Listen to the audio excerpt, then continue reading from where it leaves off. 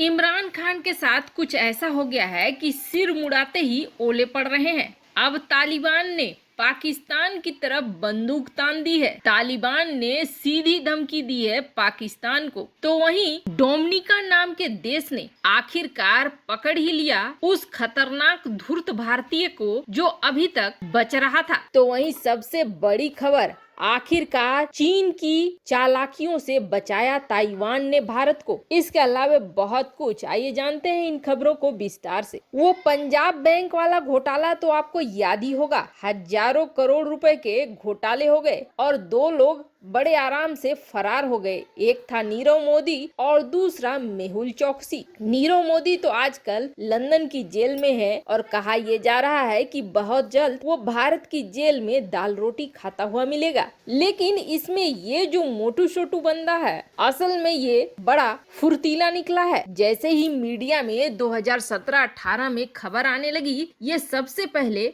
भागा एंटीगुआ और एंटीगुआ की सिटीजनशिप भी ले ली। वैसे आपको बता दे, वहाँ की सिटीजनशिप लेना आसान है। मात्र 1 लाख अमेरिकी डॉलर लगाओ और सिटीजनशिप पाओ, यानी कि 75 लाख रुपए और पूरी सेटलमेंट में 1.5 करोड़ रुपए। मेहुल चौकसी को बड़े आराम से वहाँ का नागरिकता मिल गई। लेकिन ये जो एंटीगुआ क्षेत्र है, ये ज्यादा दिन तक सुरक्षित नहीं रह सका मेहुल चौकसी के लिए, क्योंकि भारतीय सरकार ने इस देश पर दबाव बनाना शुरू किया और इस देश के साथ भारत के अच्छे संबंध है, जिसके बाद यहाँ पर भी इसके ऊपर केस चलने लगा। परेशान वहाँ के प्रधानमंत्री इतना ज्यादा हो गए कि उन्होंने ये कहा कि इस बंदे ने जो नागरिकता ली है हमारी, उसमें जो पैसा लगाया है पता नहीं इसने क्या फ्रॉड करके लगाया है, ये फाइनेंशियल क्रिमिनल है, इसलिए हम इसकी सिटीजनशिप को हटा देंगे। जब उसे भनक लग गई कि वह सिटीजनशिप को हटाने वाला है, तो इस मैप को देखिए, एंटीगुआ से उसने एक छोटी सी बोट में बैठकर डोमिनिका की यात्रा शुरू करी। वैसे तो ये बहुत भारी भरकम इंसान है, पर अपनी जान की परवाह न करके ये बंदा उस बोट से डोमिनिका पहुंच भी गया। लेकिन फूटी किस्मत, डोमिनिका में सीआईडी ने इसे पकड़ लिया और अब एंटीगुआ की सरकार ये कह रही है कि भैया मुझे माफ करो,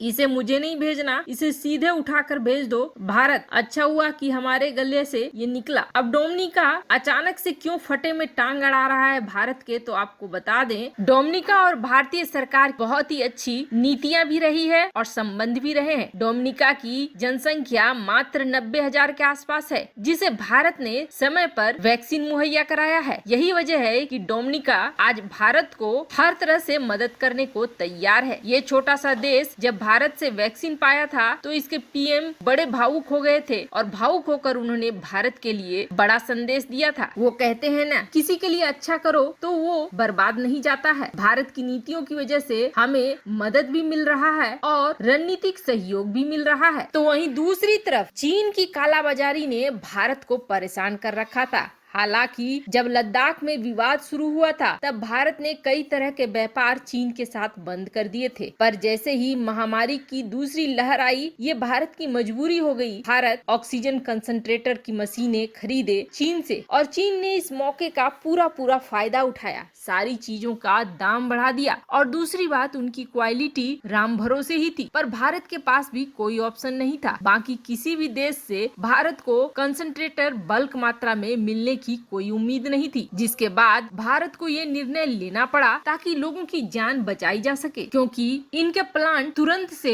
स्थापित नहीं हो सकते थे। पर अब भारत की इस मजबूरी वाली समस्या को हल करने के लिए ताइवान आगे आ गया है। भले ही अब तक हमने ताइवान के साथ रिश्ते अच्छे रखे हों, पर उसे कभी भी मान्यता नहीं दी है। पर ताइवान हर भरसक कोशिश कर रहा है भारत के साथ रिश्तों को सही करने के लिए। इंडियन एक्सप्रेस में छपी एक खबर के अनुसार ताइवान ने अब तमिलनाडु में एक प्लांट सेटअप करने का एग्रीमेंट किया है, जो ऑक्सीजन कंसंट्रेटर बनाएगी। और सिर्फ इतना ही नहीं, ये ऑक्सीजन कंसंट्रेटर भारत में तो बिकेंगे ही, भारत के हॉस्पिटल में मिलेंगे ही, लेकिन जब इतनी संख्या हो जाएगी कि इसे एक्सपोर्ट किया जा सके, तो ताइवान भारत के साथ मिलकर इसे अंतर्राष्ट्रीय बाजार में एक्सपोर्ट भी करेगा। वैसे ताइवान के इस कदम से चीन नाखुश जरूर होगा, लेकिन ताइवान फिर भी भारत के साथ रिश्तों को आगे बढ़ाना चाह रहा है। तो वहीं दूसरी तरफ देखो, जो जरूरत से ज्यादा तेज बनते हैं वो सबसे ज्यादा मूर्ख बन जाते हैं बाद में। कहते हैं ना, अति बहुत ही बुरा होता है। पाकिस्तान भी जरूरत से ज्यादा चालाकी दिखा रहा था, जिसकी वजह से अब उसकी ऐसी क्लास लगने वाली है कि उसका बैंड एक तरफ से नहीं बल्कि कई तरफ से बजने वाला है। पाकिस्तान की नीति कुछ ऐसी है कि जब फायदा जिधर से दिखे उधर जाकर चरण पकड़ लो। जैसे कि चीन से फायदा दिखा तो चीन का चरण पकड़ लिए, और अब अमेरिका से डॉलर की खन